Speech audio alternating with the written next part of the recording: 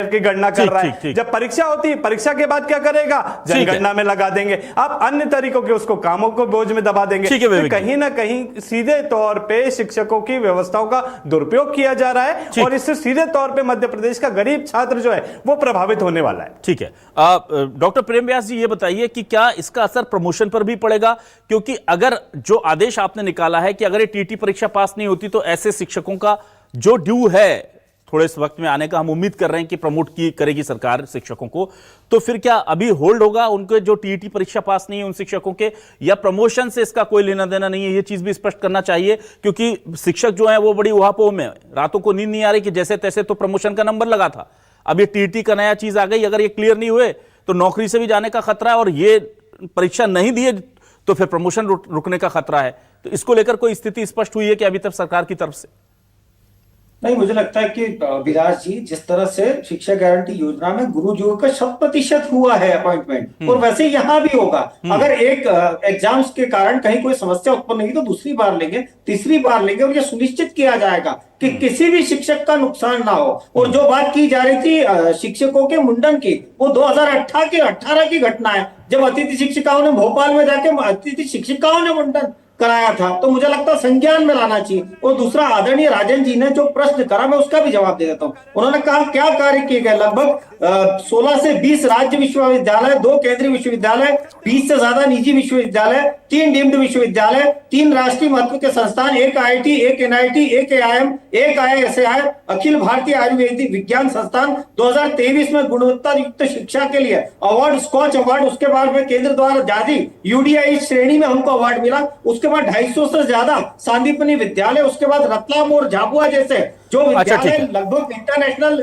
स्तर पर 10 विद्यालयों में शामिल, 250 से ज्यादा और सांदीपनि विद्यालय बन रहे हैं। 8.2% पूरे देश का है, जो लगभग 2nd पोजीशन पर आता है। तो लगातार, और लगभग 30 से ज्यादा मेडिकल कॉलेज, और जो लोग आज व्यवस्थाओं को लेकर प्रश्न उठा रहे वो ये सुनिश्चित करके क्या उनके राज्यों में ऐसी व्यवस्था है कि जहां पे शिक्षक किसी और नहीं जाता। तो मुझे पहले ये सुनिश्चित किया जाए। जिक्र कीजिए ना, एक मिनट, ये डिटेल नहीं करेंगे ना, विवेक जी प्लीज आप कार्रवाई का भी जिक्र कीजिए कि उसमें 100% कार्रवाई हुई। ठीक है, हमारी सरकार ने सुनिश्चित। डॉक्टर प्रेम व्यास, विवेक जी एक मिनट, ये फिर विषयांतर हो रहा है, ये विषयांतर हो रहा है, डिफ्लेक्ट हो रहा है सर डिबेट। क्या कार्रवाई है सुनिश्चित कीजिए। ना सर, मैं प्रेम व्यास जी आपसे असत्य बोल रहे हैं आप। नहीं, मैं तो आपको कह रहा हूँ, कोट कर रहा हूँ, आप जाके ढूंढिए जाके।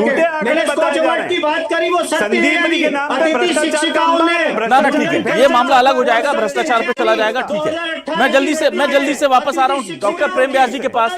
विवेक जी, डॉक्टर प्रेम व्यास जी, एक सवाल जो उठाया गया वो, एक मिनट विवेक जी इसी सब्जेक्ट पर रहते हैं। विवेक जी, एक सवाल विवेक जी की तरफ से उठाया गया, डॉक्टर प्रेम व्यास जी, ठीक है, जो 53% हुआ करता था, इस सब्जेक्ट से जुड़ा हुआ सवाल उठाया था, बहुत अच्छा सवाल था वो सवाल। विवेक जी, मुझे लेने की इजाजत दीजिए, आप ही का सवाल है, आप ही का सवाल लेना चाह रहा हूं, अच्छा सवाल लगा मुझे। इसलिए सवाल यह है कि सुप्रीम कोर्ट ने तो यह भी कहा था कि किसी शिक्षक को गैर शैक्षणिक काम में नहीं लगाना है।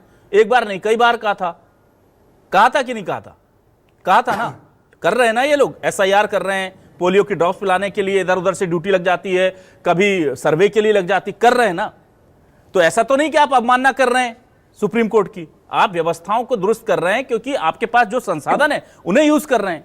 तो जब आप सुप्रीम कोर्ट के एक फैसले को सुन करके उस कार्य को करने के लिए सुप्रीम कोर्ट को मना सकते हैं कि भाई हमें मजबूरी में करना पड़ रहा है, ये लोगों की जान बचाने का काम है, ये बहुत महत्वपूर्ण काम है, इलेक्शन का काम है, तो इसके लिए उनकी लड़ाई क्यों नहीं लड़ रहे सर आप?